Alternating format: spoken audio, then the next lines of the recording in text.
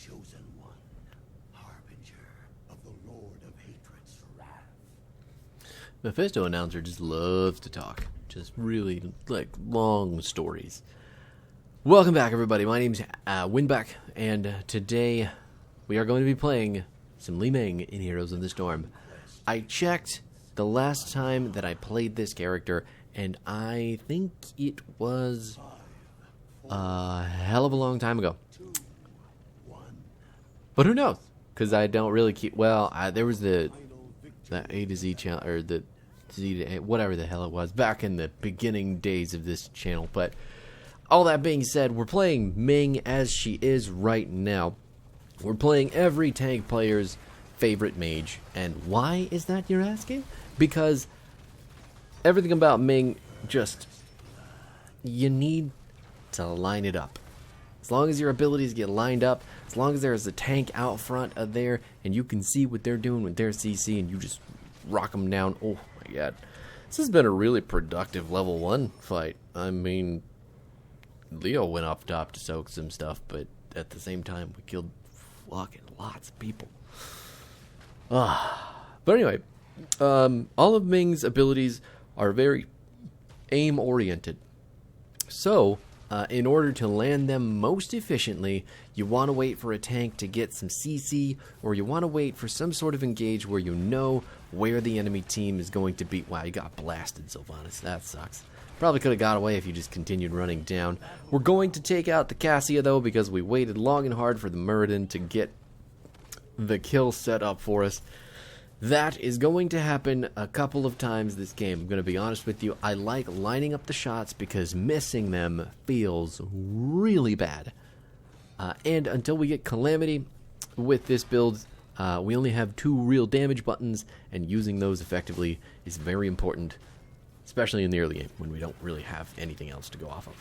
Oh no, he jumped into the stun. He's going to get jumped on by the Mei and yeah, he's definitely dead. I don't think we can even get the counter kill because my abilities are missing left and right because I don't have anybody to make people sit still. Let's go do the siege camp because it's up and the objective's coming, and there's no reason not to do it because it's timed. It's good. Our abilities, though, magic missiles is going to be our Q. Fire 3 missiles towards an area, each dealing 169 damage to the first enemy hit. These missiles do 50% damage to structures. That's going to be a common theme with Li Ming.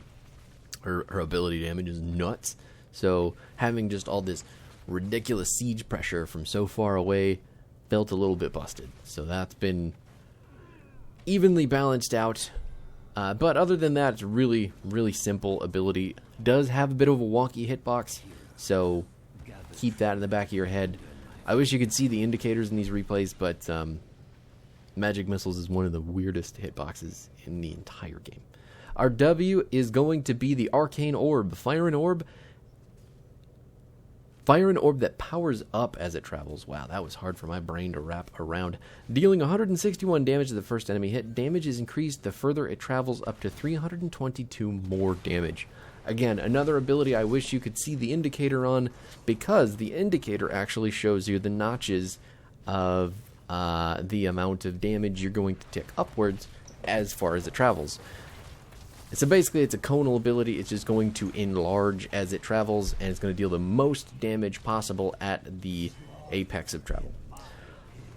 Our team is like really low on health for some reason, and I don't know why. I don't also know why Ming didn't go into robot right away after that happened. Not Ming, D.Va, who looks a lot like Ming in stature. But we're going to give away the objective because there's nothing we can do to stop the enemy team from taking it at this point because we're all really low health. D.Va's dead. I may call her Ming at least one more time in this video, so my apologies to every D.Va lover out there. Ming is way cooler. Anyway, our E is going to be just teleport. Teleport a short distance instantly. This is the Blink equivalent for the Diablo universe. If you have ever played Diablo 3 and you know the wizard, here you have her. Teleport. It's the exact same thing, except it's way smaller distance. The distance is downright teeny. another ability it'd be really nice to have an indicator on. I don't know why D.Va is going for this camp instead of soaking the top lane and stopping that push. So, here we are. I'm going to try to do it myself, but again, all of my abilities, since they're so aim intensive, Magic Missiles is a garbage clear talent. Just because. Maximum things that you can hit in the wave is 3, and even then, I mean, you don't want to be using your Q on a wave. I can't believe he died there either. But we've got some stall with the range on our Arcane Orb over the wall here. So as long as my team is willing to stay alive with me and continue stalling until Muradin is back, we could still probably get somewhere. Zagara coming around the top side, sending her Hydralisk towards me makes me a little bit afraid, because I need my health bar to continue flinging spells. Can we hit him? I don't think we did. Nope. Trying to get the Zagara with our Q. May's baiting me in right now. She's totally baiting me. I think I can get her with the Calamity, and I didn't even get close. I'm just going to eat 5 billion damage and get killed by the Hanzo who went around the flank, because everybody left, and it was up to me to try and stall that again. I should have known. I should have realized everyone had left. It's my fault for not paying attention, but at the same time, I wanted to kill people, and that's the name of the game, isn't it? At a level 1, as far as the talents go, oh, we haven't even finished their trait, have we? Critical Mass is Li Ming's trait, so getting a takedown will refresh the cooldown of all of Li Ming's abilities, ult included. That's it. Nothing special beyond that, just full and complete resets every time that a person dies. It's awesome. Really is what makes Li Ming such a playmaker and a really dominant force in competitive, in, you know, quick match, easy stuff in Storm League, whatever you want. Li Ming will always be a staple because of how well her trait works. That being said, if you kill Ming, if you dive her, if you can get onto her with some decent CC in the beginning of the fight, that's pretty much it. That's all she wrote. Because if you don't get your resets, you're not doing much as the character other than poke. So that's how the team fight works. And the enemy team is going in against us 3 versus 3. Well, 3 versus 4 now. I don't know what they thought was going to happen. But I guess they felt like the top push, not even defense, was more important than everything going on down here. They had the cursed point, so I mean, I feel like you probably just let the fort go when you fight for this, and then you take all 3 of our forts after you've killed our team. But Leo didn't Wraith Walk out. Really surprising, as we just feed him all the damage with the giant spoon, giant purple spoon, and he's dead. Just like Diablo 3. But we haven't talked about our ults yet. Our ults are going to be Disintegrate and Wave of Force. Both very, very good for what they do. Disintegrate is 100% just damage, and Wave of Force is damage and utility. So, this used to be, Disintegrate was on a 30-second cooldown, and Wave of Force was on a 20-second cooldown. That recently got swapped. So, Disintegrate's now on 20-second cooldown, which is nuts. It's small, it's easy, it's really good wave clear too, especially if you have the time to use it. And Wave of Force is just the kind of really like big AoE CC interrupt that you need sometimes to just slap stuff around. 99% of the time in competitive games you're going to watch. Oof, did you see how well I led that shot into the fog? I mean, let's be real. I deserve an award. I just feel it. He walked away a little bit. Going to get the Mei 2, still resetting our abilities, trying to blink forward for the Zagara, just barely missing her with the tip of the Disintegrate. The reason I took Disintegrate specifically is because there's nothing on their team that I really care about interrupting with Wave of Force. So, if I were really good, I could stop Mei's Avalanche right when she starts it up, or Hanzo's Dragon Strike, because for some reason he took that. But I don't really feel like playing Wave of Force this game. So that's the reason I took Disintegrate. Anyway, back to the subject at hand. There you have it. Disintegrate melting waves pretty easily, and we're already down to 11 seconds on our cooldown. So by the time we need it, it'll be ready when we get up to that tribute, which is lovely. Truly. Just lovely. Our build, though, we'll get into that now, so you guys can kind of figure out what we're doing, because we're already level 14. Oh my god. Force Armor is our level 1. When magic missiles damages an enemy, gain 50 spell armor, reducing damage taken by the next ability by 50%. Gain 1 charge per cast, up to 4 charges. Ooh, big fight going on. We are even talent tiers here. It looks like Cassie is trying to go around the top to get rid of Lunara, but Lunara is going to take out Mei with the leaping strike, and the chain ball lightning is going to bounce. Doesn't even matter. We've got Leoric dead with our Calamity blinking back into the backline for the Hanzo as well. Not even able to get away, even though we missed that final Calamity on him. She's gonna die too, right? Perfect. 100% enemy team wipe. Nice. Looks like Diva is really enthusiastic about it. I am too. You just can't tell because this is me in the future. Anyway, the next part of our build... Oh, no, sorry. So, Force Armor doesn't end there. Li Ming also regenerates 100% more mana while below 35% mana. So, what they did with this talent... It used to be 2 separate talents. It used to be Force Armor and Astral Presence. So, you had to pick one or the other. But now, since the 2 of them were just kind of picked not great, you know, on their own... Or their pick rates were garbage, I think, compared to... Power Hungry. They decided to shove the 2 talents together, and now they're basically the only thing that you pick every time. I think Power Hungry is probably really good, too, for the 10% spell power, but Force Armor is just immediate value all the time, and if I ever run out of mana, I actually don't run out of mana. I love Aetherwalker as a bit of a meme, but... You know, it builds into the queue really, really well, too. It's awesome. He can't get away, actually, because the range on our Disintegrate is obnoxious, and I'm actually mounted right now. Oh my god, unless his team shows up, and then we just can't get the... There it is. Please, leave? Okay, thank you. Didn't want to get trapped in the bathroom with the janitor. I'm just going to blink away from the Dragon Strike as well, and Murden is going to die inside the Diva Bomb. But at the same time, we're getting all the resets, so who cares if we lose our tank? He did his job, doing his duty. He will be remembered for his heroic sacrifice for at least 35 more seconds. Now we got to talk about our level 4 talent. Can you imagine that? Level 17, and we're only talking about the second talent. Dominance is going to restore 30% of Li Ming's missing health. Every time someone dies, every time we get a reset, we get 30% of our max health back. Just health, not mana. I know it's exciting, but it's not as exciting as you probably think.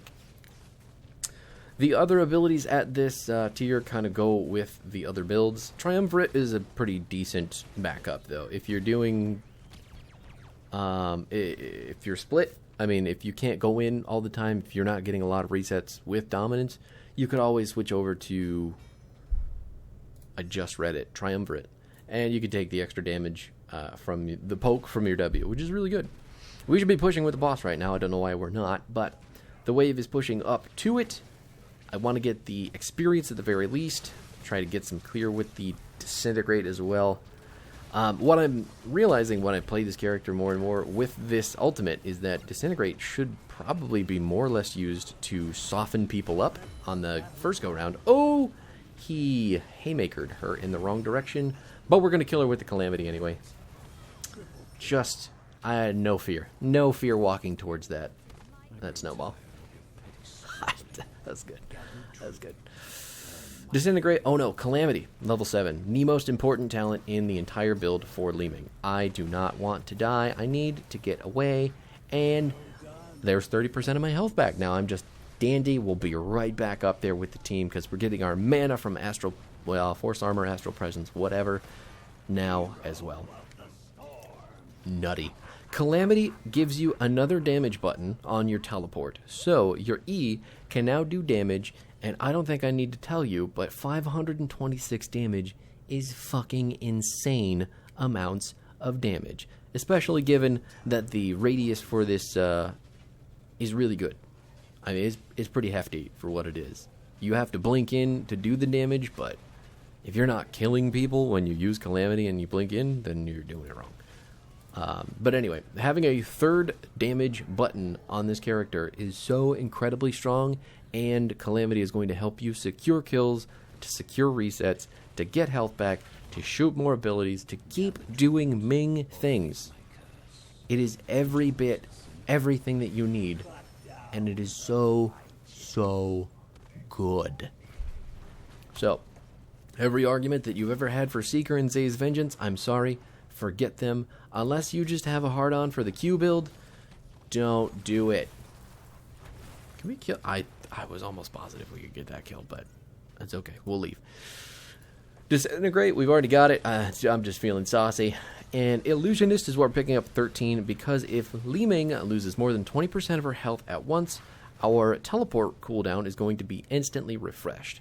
This cooldown has a 4-second, or this effect has a 4-second cooldown, and it's going to passively increase our teleport range by 50%. So, not only is this a defensive talent at face value, it's going to make the ability to wow,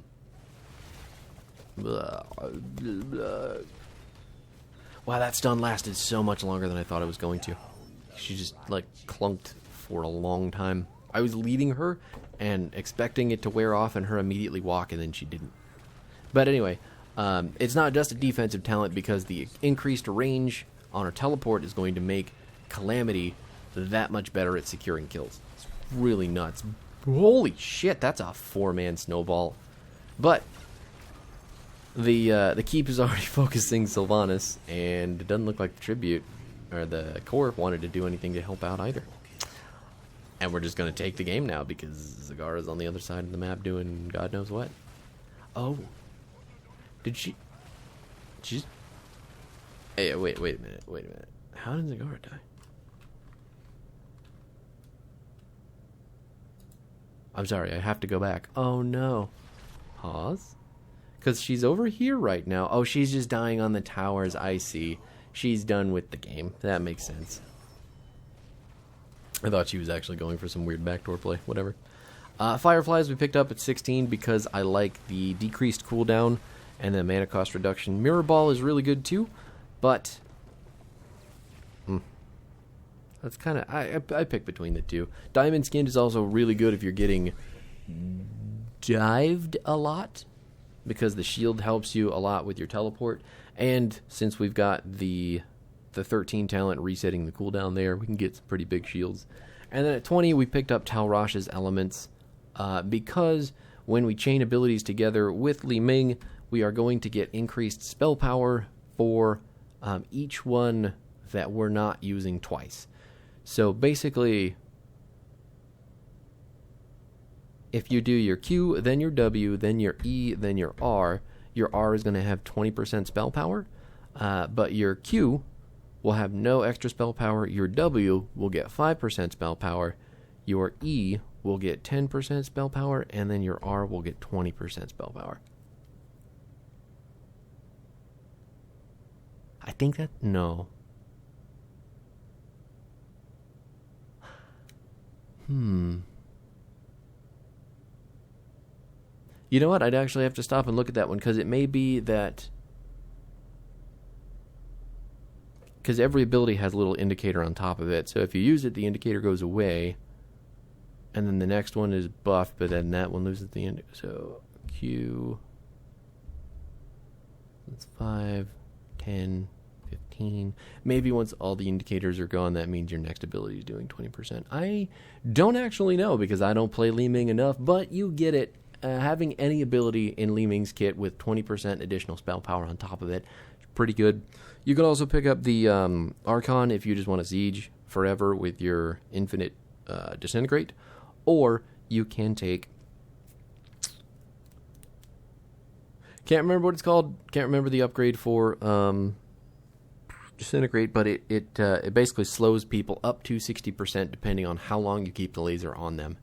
So that's stupid good. Now, all these talents obviously are only because I picked Disintegrate, and if you are going to take Wave of Force, you take Repulsion at 20, because that is how you create huge plays in the late game. That's how you ping pong people around. That's how you create these like weird banking pool shots, because the distance that Repulsion knocks people back is insane. So it's a really good late game talent. If you're picking Wave of Force, you pick Repulsion.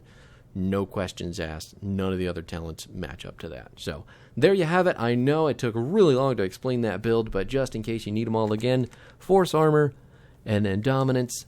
7 is Calamity. Disintegrate is 10.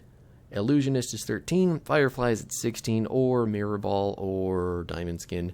And then Tal Rosh's Elements at 20. That's going to do it. I am done talking. We'll be back tomorrow. And this...